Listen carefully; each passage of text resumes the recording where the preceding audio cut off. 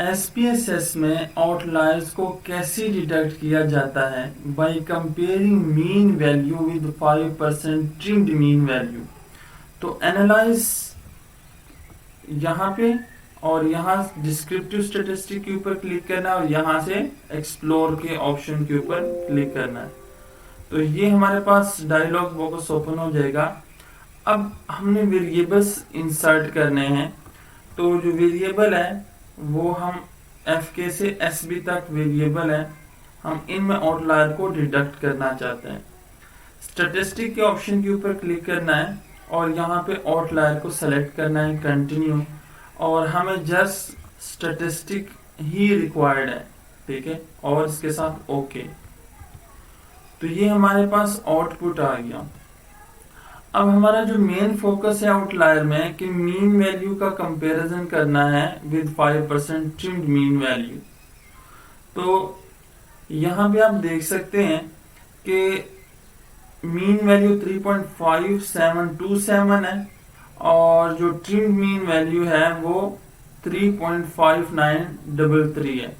तो it's mean कि इनके दरमियान जो डिफरेंस है वो सिग्निफिकेंस डिफरेंस नहीं है, ठीक है, बहुत ज्यादा डिफरेंस नहीं है। तो हम इस आउटलायर्स को रिटेन ही रहने देंगे और अब हम इस डेटा को फर्दर एनालिसिस के लिए यूज कर सकते हैं। अगर मीन और 5% ट्रिम्ड मीन के दरमियान ज्यादा डिफरेंस हो, इन दिस केस फिर हम उन आउटलायर्स को रिमूव कर देते हैं। जैसे कि मैं यहाँ पे आप देख सकते हैं कि आउटलायर है क्या। आउटलायर बेसिकली डेटा पॉइंट के दरमियान एक्सट्रीमली हाई और एक्सट्रीमली लो डेटा पॉइंट होते हैं जो कि आपके डेटा के रिजल्ट्स को सिग्निफिकेंट तौर पे उसके ऊपर इम्पैक्ट हो सकता है, ठीक है, असर पड़ता है। जैसे कि एक एग्जांपल है कि यहाँ पे आप देख सकते हैं स्टूडेंट्स के मार्क्स हैं 6 से लेके 34 तक। तो इसमें जो लोएस्ट डेटा पॉइंट है वो 6 है और 95।